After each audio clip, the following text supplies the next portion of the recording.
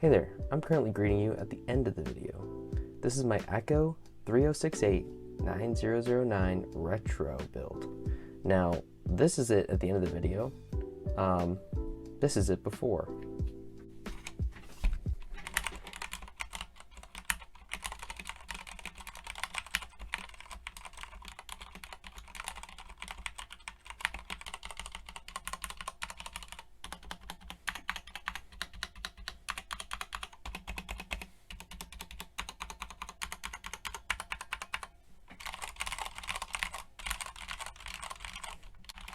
Now, if you want to see how I got to this point, and you want to hear what it sounds like at the end, please stay tuned.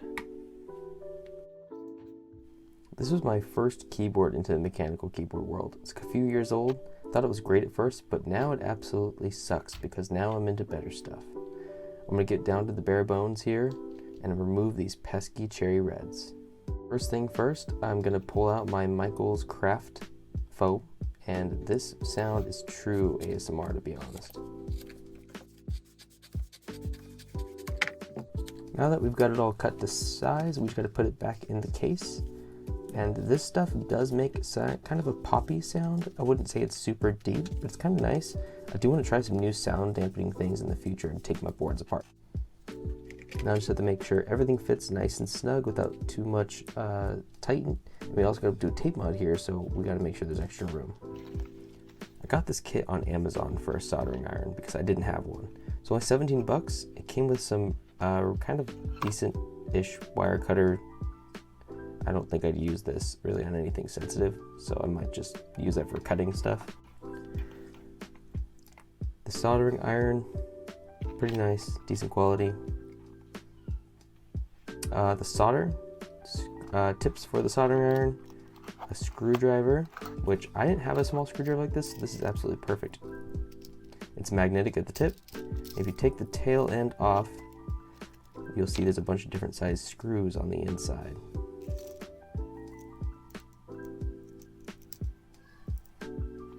You have a soldering pump, which is used for taking the solder out of the board once you've heated it up. A really nice set of tweezers, which you will use a ton in keyboard world. Some wire, a sponge for the soldering iron.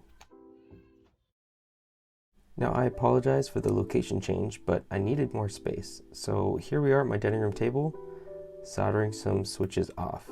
Now I'll say this is the hardest thing I've had to do. Desoldering switches, pain in the rear, and the pump worked decently, filled up quick, and was really difficult to get out. So I know a lot of people recommend wick. I'd probably recommend just doing what you have in your kit for now and exploring later, because I started at 1 a.m. and finished at 4 a.m.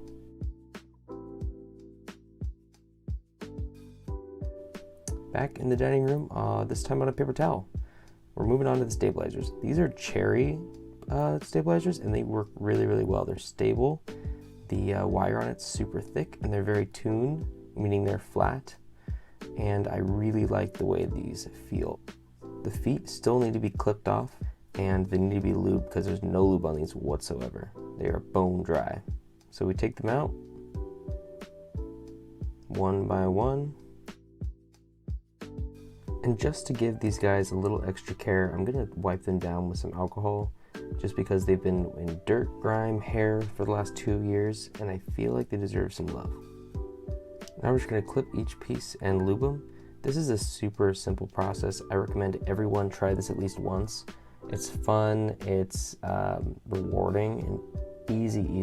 If you have a really cheap stabilizers, you're probably gonna need to Holy mod them, but in this case, these were pretty nice. So all I had to do was clip and lube them. Now, there's other YouTubers out there with much better tutorials on this, and I'd recommend giving them a look. Okay, here's the finished build, and I want to apologize for a few things. One, I didn't get to film putting this back together or soldering it, because that was actually super satisfying, but I did it on the kitchen counter while my kids were playing. So that goes to show you it's pretty simple to do, but it was my first time. It was really fun. 2 of the keycaps, the exact same ones I had, except for the exception of this yellow gold bar here. I took from another set I had. I think it adds a little bit of color, flair, whatever. It's pretty cool. Matches the gateron yellows. But I just want to do a quick sound test for you to see if you like it.